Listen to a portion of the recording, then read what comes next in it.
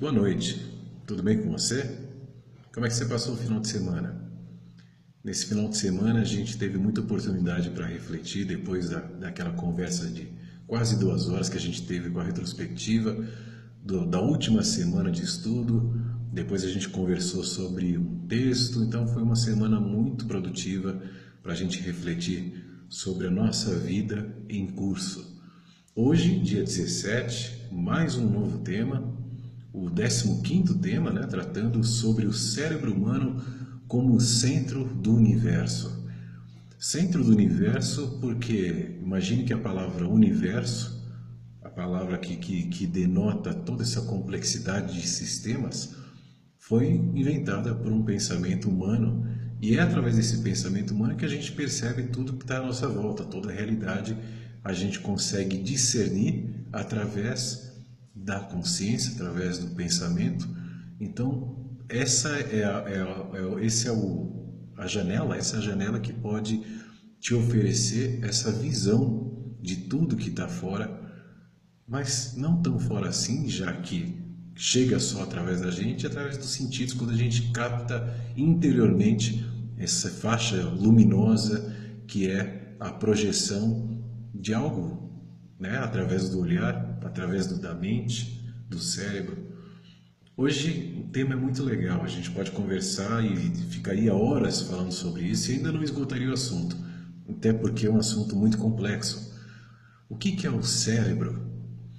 As pessoas comentaram, eu li todos os comentários, eu li todas as propostas de indicações, porque as pessoas acrescentaram também alguns documentários, algumas outras visões complementares, mas eu vou me restringir ao cérebro por enquanto, para a gente poder, porque senão fica alguma coisa muito grande e a gente pode se perder um pouco.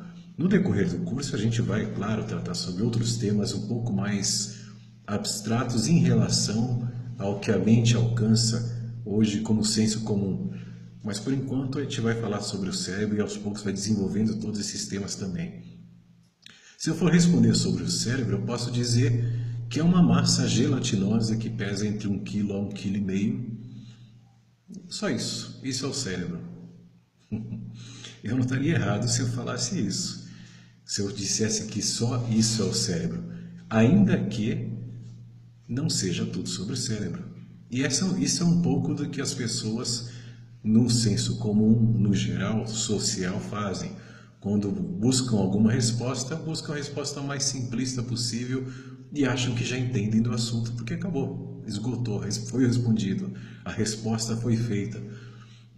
A gente sabe que pode simplificar muito se usar o ângulo da reflexão, se a gente puder filosofar sobre esse assunto e ir muito mais adiante, porque um assunto puxa o outro e a gente pode acrescentar, pode amplificar e muito qualquer pensamento, qualquer definição. Então, agora, se eu vou falar sobre o que é o cérebro na totalidade, essa resposta ninguém tem, nem a própria ciência, que diante do nível que ela está atualmente, ela tem muitas restrições e muitas dificuldades, ainda que esteja muito avançada em muitos campos, até na matéria de cérebro, na neurofisiologia, na neurociência, mas ainda existem muitas restrições e muitas dificuldades. E você sabe por que a ciência não consegue entender o cérebro a fundo? A questão talvez seja mais ou menos identificável. Por que ela chega num limite? Porque o cérebro de quem está estudando, e tudo é estudado pelo cérebro através da ciência, também tem um limite.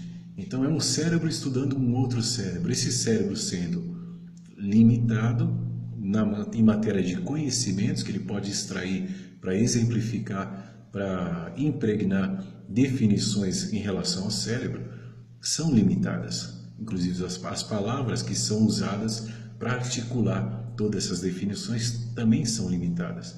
Diante disso, as definições e os entendimentos do cérebro, sendo eles estudados pelo cérebro, sempre vão ser limitados ao tempo do cérebro atual. No cérebro, eu digo em matéria de consciência, porque não é um cérebro que estuda todos os cérebros. São vários cérebros de cientistas, de pesquisadores, de médicos estudando. Só que esse ponto é feito através dessa via da percepção, da razão, e tem alguns limites. Mas será que quais são os limites do cérebro? Primeiro, é importante a gente desmistificar aquela máxima que foi dita e confundida por muita gente, o mito dos 10%. Será que a gente usa só 10% do nosso cérebro? Isso não é realidade, né? Porque quando chegaram a esse percentual, foi uma referência a um mapeamento que estava sendo feito, em que dizia que naquele momento, quando um cérebro está sendo estudado, ele funcionava fisiologicamente apenas 10% de toda a massa. Então você imagina que 10%, só que um pontozinho em relação ao 100%, fluíam naturalmente a corrente sanguínea, as sinapses elétricas estavam concentradas ali, mas não significa que os outros 90% estavam mortos ou apagados e a gente não estava usando. Talvez em outro contexto, de uma outra forma, mas também podiam ser usados. Então é mais uma questão relacionada à fisiologia do cérebro do que a consciência, do que o conhecimento, do que a percepção. E aí muita gente acabou se confundindo um pouco e achando que a gente usa 10% do cérebro de intelecto, de possibilidade, de conhecimento. Se fosse assim, se a gente tivesse definido um limite percentual para o nosso pensamento, a gente teria que saber qual que é o máximo do cérebro, a gente teria que definir com exatidão qual é o limite do cérebro. A gente entenderia que 100% do cérebro ele executaria tais e tais funções, por isso a gente só usa 10%. Então é uma definição sem relação científica que foi propagada muitas vezes e de forma errada, não tem relação nenhuma com a realidade do que é o cérebro.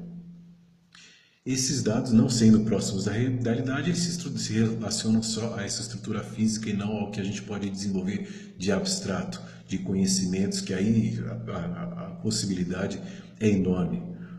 Mas então, enquanto isso, vamos nos restringir a essa parte fisiológica para que a gente possa dissecar um pouco esse nosso cérebro em vários assuntos. Tudo que ocorre através do cérebro, tudo que passa por ele, são impulsos, tanto químicos quanto físicos, que a gente chama de sinapses. Esses impulsos físicos, químicos, né, e os elétricos, eles ocorrem transmitindo informação instantaneamente de uma célula para outra. Agora, esses impulsos, as células não encostam uma nas outras. Existe um espacinho para que esse raiozinho, vamos exemplificar dessa forma, que seria o impulso elétrico, saltasse nesse vazio e chegasse até essa outra célula mostrando essa informação. Isso acontece, esse impulso, com as proteínas, que são as partes químicas que geram para essas células nervosas essas sinapses que são os neurotransmissores. Diante disso, até a década de 70 a gente conhecia talvez uma dúzia dessas substâncias, hoje já são mais de 50 que os cientistas contabilizam como químicos que transferem que fazem que essas sinapses aconteçam. Aí você consegue entender também porque o Alzheimer, né, que é uma doença degenerativa cerebral, quando acumula proteínas e impede que essas sinapses aconteçam, trava alguma reação de impulsos, as pessoas vão perdendo algumas funções cerebrais, como algumas memórias e depois inclusive físicas, né? Com isso a gente percebe o seguinte: a gente hoje conhece os meios, como funciona isso aí. Existem tomografias, existem ressonâncias e diversos outros exames para medir o funcionamento do cérebro, como é que ele está operando ali naquele momento, como ele pode operar, quais são as vias potenciais de operação dele, mas a gente não conhece, a gente tem uma dificuldade de entender de que forma isso tudo se originou, como chegou até aqui, ainda que exista a teoria da evolução, de vários aspectos que mostram um crescimento avançado dessa estrutura, mas de que forma exata isso aconteceu, a gente ainda não tem essa resposta. Tanto quanto não tem quais são os limites abstratos do cérebro. Mas respondendo um pouco a pergunta que eu lancei no começo, será que o cérebro tem limite? Eu diria que certamente tem limite. E você sabe quais são? A gente pode exemplificar isso de duas formas diferentes para entender o cérebro. Um é como potência, ou seja, o que ele potencialmente pode realizar. De que forma ele pode encontrar pensamentos, fazer cálculos, entendimentos, percepções, acessos. Esse é o potencial do cérebro que nem sempre é usado. Outra forma é como realidade, que a gente pode olhar o cérebro na realidade atual, que está relacionada à individualidade, ao limite de cada um. E esses limites também existem. E a gente pode dividir limites de algumas formas. A gente esteve conversando há pouco tempo atrás sobre educação. A educação é uma formatação do cérebro para que a gente tenha um treinamento específico para uma reação diante de algum contexto. Ou seja, esse contexto é a sociedade de trabalho, o sistema que a gente precisa aprender todas essas formas para ser inserido nesse mercado e se tornar um profissional. Isso hoje basicamente se resume à educação.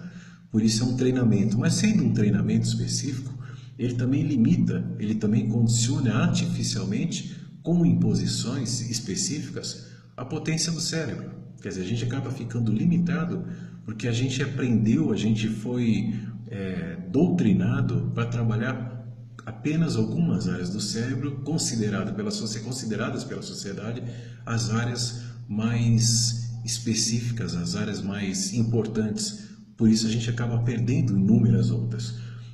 Isso inclui também a alimentação. Uma pessoa que se alimenta mal, com diversos não alimentos para o cérebro, com diversos problemas, ou questões até psicológicas como estresse, como ansiedade, isso tudo vai interferir, vai gerar uma série de consequências que o cérebro vai acabar tendo limites. Agora, isso é um limite do cérebro, né? Não como potência, mas em relação à possibilidade. Alguns estímulos que são desenvolvidos na infância, eles podem tanto promover habilidade para determinado campo, como esse que a gente está conversando, como podem impedir, por exemplo, a gente de atingir uma facilidade que o outro tem. Um estímulo, por exemplo, na área musical. Imagina que ele reforça a aptidão para a música.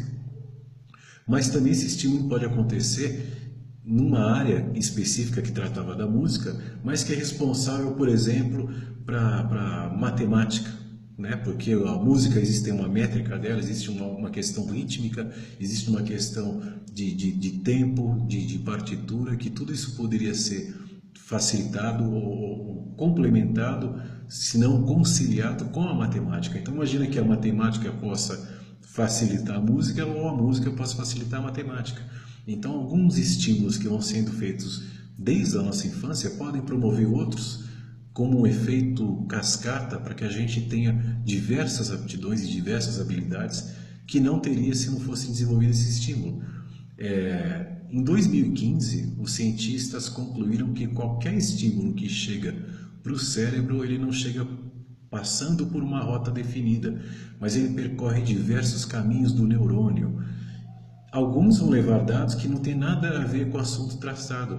Então, por essa conclusão, a gente consegue chegar nessa observação de que um estímulo gera outros complementares e que não se relacionam diretamente, porque esse estímulo percorre por todas as vias do cérebro e causa outros impactos, às vezes positivos e às vezes também negativos, que são os limitadores. Então, nesse contexto, o cérebro tem sim limites impostos artificialmente.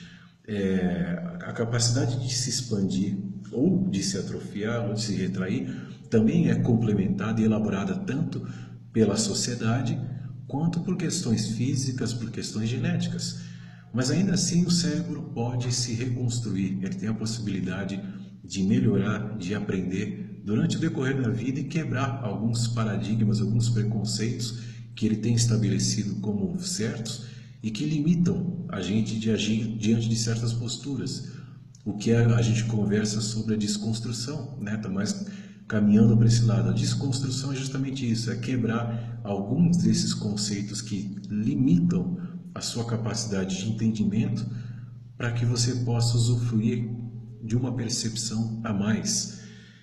Outra divisão, que são as limitações do cérebro em relação às fisiológicas, por exemplo, oxigenação, a circulação da corrente sanguínea, tudo isso pode limitar um cérebro. Se ele não tem oxigenação suficiente para entender, para os processos, para ele processar e trabalhar da forma como ele precisa, e se de alguma forma essa corrente sanguínea está obstruída, o cérebro ele é um órgão e ele precisa de alguns elementos, algumas ferramentas para que seja usado. Então isso vai eliminar e vai atrofiar o potencial do cérebro. Se a corrente sanguínea, por exemplo, é bloqueada com uma trombose, não é? A gente vai conversar um pouco mais sobre esse assunto amanhã, sobre saúde da mente, mas uma trombose ou um AVC que vai impedir que desempenhe as funções naturais do cérebro, por consequência ele vai ter limites. Você quer um exemplo prático desses limites para algumas pessoas ainda que acham que o cérebro de todos é ilimitado? Como potência, sim. Como realidade, não. Veja o físico Stephen Hawking, que é uma das mentes mais complexas da humanidade hoje, que fez mais descobertas, que tem cálculos absurdamente complexos, matemáticos, entendimentos. Você já leu algum livro dele? Ele vai longe nas questões filosóficas, inclusive, com base na física. Ele foi um dos descobridores e um dos promotores do buraco negro, que é uma capacidade imensa de entender. Só que ele tem limites físicos, ele não consegue mover um dedo, apesar dessa complexidade toda mental, porque o cérebro não envia para o corpo dele os sinais necessários. Aí é uma questão de doença, claro, ele tem uma doença degenerativa que impede com que o cérebro funcione normalmente nessa questão e o corpo reaja a esse impulso cerebral, nervoso, muscular, para que ele tenha reações.